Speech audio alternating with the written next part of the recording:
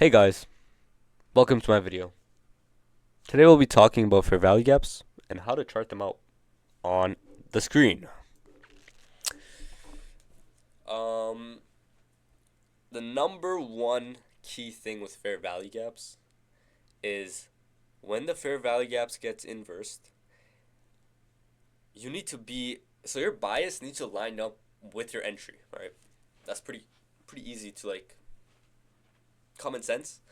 Um, but basically, let me tilt my hat.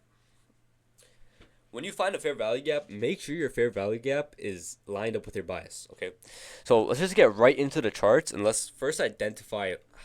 Let's talk about how to identify these fair value gaps. All right. So a fair value gap. Let's go on the 15-minute here. Ignore the fact that it's on the 15-minute. We're just gonna look at each individual candle a bit better. We're gonna look at the actual insides, right? Not the insides, but anyways, fair value gap is a three candle formation. One candle here, one candle here, one candle here. Each individual candle,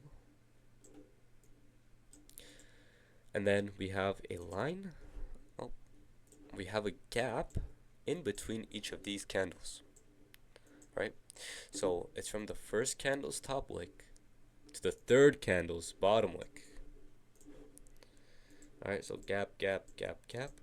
And what usually happens, or what we expect to happen, or what ICT says to happen, or is price tends to rebound this area and go higher, or it can come down to this area and completely inverse it. So let's say we have candlestick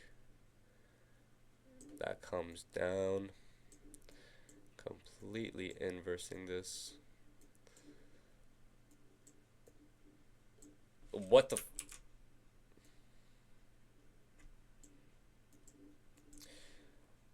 This would be an inverse fair value gap. Alright? Inverse fair value gap. That's an amazing fucking drawing. I'm so good at this. I don't know how. It's like a weird talent. It looks like a hot dog now. But yeah. Inverse fair value gap. So let's look at some fair value gaps and see what they did and how they played their part. So we have a fair value gap right here. Alright. And these candles, this candle closed right here. This candle closed as a doji. Whenever candles close like this, I just call them dojis, right? They don't really have a top wick or bottom wick. No, I don't really have a bottom, I mean. But these candles close roughly in the same place, we can say, and they never really crossed the gap, or didn't really close it down here. They only closed up here. What does this mean? If it only closes within the gap, inside of the gap, this means the gap has been respected and we can get our rebounds from the gap. If I can delete everything, that'd be nice. Alright, there we go.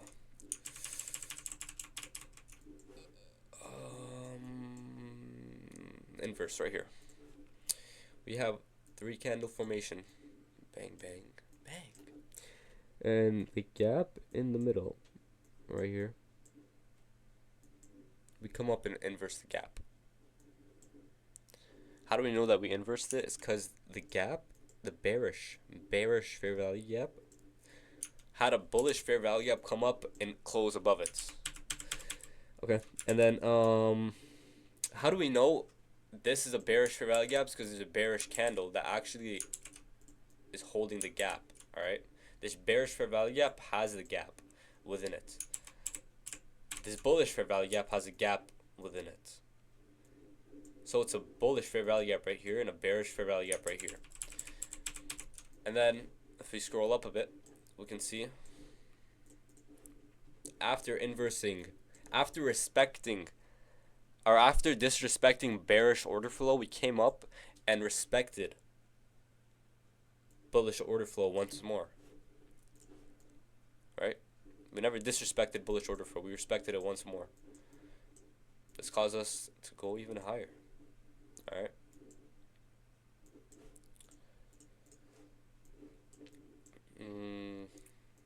On the 4 hour here, guys, the higher time frame holds higher power too. So while we saw all of that in the lower time frames, on the 1 hour here, we had an inverse of the 1 hour. We disrespected bearish order flow and went higher. On the 4 hour, we're inside of a 4 hour right now, but we're probably going to inverse it. Oh no, we did inverse it. Inversed. Respecting bullish order flow, we're probably just going to come up into these highs. But yeah, that's about it for this video.